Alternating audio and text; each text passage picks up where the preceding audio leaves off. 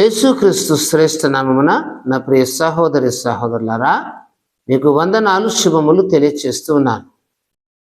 ఈరోజు వాగ్దానము లూకా సువార్త 8వ అధ్యాయము 50వ వాక్యమును ధ్యానించుకుందాము. యేసు ఆ మాట విని భయపడవద్దు, నమ్మిక మాత్రం ఉంచు, ఆమె స్వస్థత పొందునని అతనితో చెప్పి, అతడు అంటే ఆయన పేరు యాయిరు అండి. అతడు సమాజ మందిరపు అధికారి. అతనికి ఒకనొక కుమార్తె ఉన్నది. ఆమె 12 ఏళ్ల వయస్సు గలది. అనారోగ్యము చేత ఆమె చావ సిద్ధమయ్యింది. చావు బ్రతుకుల మధ్య ఉన్నది. యేసయ్య యాయిరు ఉన్నటువంటి ప్రాంతానికి వచ్చినాడని తెలిసినటువంటి యాయిరు యేసు ప్రభు దగ్గరికి వెళ్తే తన కుమార్తె బ్రతదని ఆశ కలిగి యేసయ్య సన్నిధికి పరిగెత్తుకుని వెళ్ళాడు. యేసయ్య పాదాలు పట్టుకుని నమస్కరించి, అయ్యా యేసయ్యా, నా కుమార్తె చావసిద్ధమైందయ్యా, కొన ఊపిరితో ఉన్నదయ్యా, ఒకవేళ బ్రతుకుతే నీ నామంలోనే ఆమె బ్రతకాలా. ఆమె బ్రతకడం ఎవరి తరము కాదు, కేవలం నీ వల్లనే అవుతుందయ్యా. దయచేసి మా ఇంటికి వచ్చి చిన్న బిడ్డను ముట్టి బాగు చేయండి అయ్యా అని యాయిరు యేసు ప్రభుని వేడుకుంటూ ఉన్నాడు. ఆ సమయంలో కొద్దిమంది ఇంటి నుంచి పని వాళ్ళు వచ్చారు. యాయిరు మనుషులు వచ్చారు. యాయిరు మనుషులు వచ్చి, నీవు బోధకుని శ్రమ పెట్టవద్దు, నీ కుమార్తె ఇప్పుడే చనిపోయింది, ఏమీ లేదు, ఇక ఇబ్బంది పెట్టవద్దు అంటున్నారు. అందుకు యేసయ్య అంటున్నాడు యాయిరుతో, యాయిరు, నీవు నమ్మిక మాత్రం ఉంచు, భయపడకు, నీ బిడ్డ బాగుపడుతుంది, నేనున్నాను, నీవు ధైర్యం కలిగి ఉండు, విశ్వాసం ఉంచు, నిరీక్షణ కోల్పోవద్దు. ఎవరెన్ని చెప్పినా పర్వాలేదు, కానీ నేను బాగు చేస్తానన్న నమ్మకం నీకు ఉంది కదా, ఆ నమ్మకంతో నీ ఉండు అని చెప్పి, యాయిరు నీ ఇంటికి వెళదాం పదా అని చెప్పి యాయిరుతో ఇంటికి వెళ్ళాడు.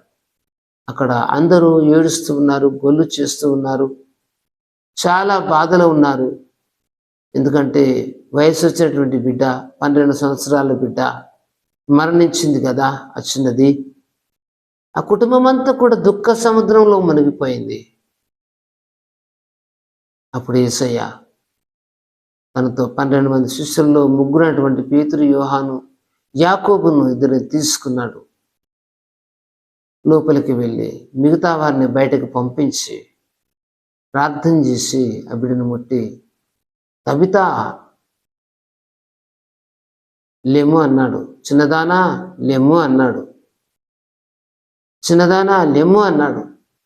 చిన్న బిడ్డ లేవు అన్నాడు. వెంటనే ఆ చిన్న బిడ్డ లేచింది. దేవునామానికి స్తోత్రం కలుగాక. యాయిరుకు ఆ బిడ్డను అప్పగించాడు. యాయిరు, నీ బిడ్డ బ్రతికింది, నీ బిడ్డ బ్రతికింది. అక్కడున్న ప్రజలందరూ ఆశ్చర్యంతో నిండిపోయారు. ఏమిటి, చనిపోయిన ఆమెను ఇట్లా ఎట్లా లేపుతాడు ఈయన, ఈయనకి ఏమైనా పిచ్చి పట్టిందా అనుకున్నారు. కానీ ఈయన చేసిన అద్భుతము చూసిన తర్వాత ప్రజల్లో ఆశ్చర్యం వేసింది. ఈ మాట వింటున్న నా దేవుని బిడ్డ, యాయిరు కుమార్తెను స్వస్థపరిచిన దేవుడు నిన్ను స్వస్థపరచలేడా? యాయిరు కుమార్తెను బ్రతికించిన దేవుడు నిన్ను బ్రతికించలేడా? యాయిరు కుమార్తెను బాగు చేసిన దేవుడు నిన్ను బాగు చేయలేడా? నువ్వు హాస్పిటల్లో ఉన్నావు, మరణ పడక మీద ఉన్నావు నా దేవుని బిడ్డ, ప్రభు నిన్ను దర్శిస్తబోతున్నాడు. నువ్వు బ్రతుకుతావు, నిరాశ చెందవద్దు, విశ్వాసం ఉంచు. యాయిరుతో యేసయ్య అంటున్నాడు, నమ్మిక మాత్రం ఉంచు, నమ్మిక మాత్రం ఉంచు, విశ్వాసాన్ని కోల్పోవద్దు, విశ్వాసాన్ని కోల్పోవద్దు అంటున్నాడు. ఈ మాట వింటున్న నా దేవుని బిడ్డ, నీవు కూడా చావు బ్రతుకుల మధ్య ఉన్నావేమో, విశ్వాసం ఉంచు. కొన ఊపిరితో ఉన్నావేమో, ఇక బ్రతకలేని అనుకున్న స్థితిలో నీవు ఉన్నావేమో, నీ కుటుంబ సభ్యులు ఎవరైనా కొన ఊపిరితో ఉన్నారేమో. నా ప్రియ దేవుని బిడ్డ, అమ్మా, తల్లి, చెల్లి, తమ్ముడా, అన్నయ్య, తండ్రి, అయ్యా, విశ్వాసం ఉంచు తల్లి. నువ్వు నమ్మినట్లయితే దేవుని కార్యాలు చూస్తావు. నమ్మినట్లయితే బ్రతుకుతారు. నమ్మినట్లయితే దేవుడు స్వస్థపరుస్తాడు.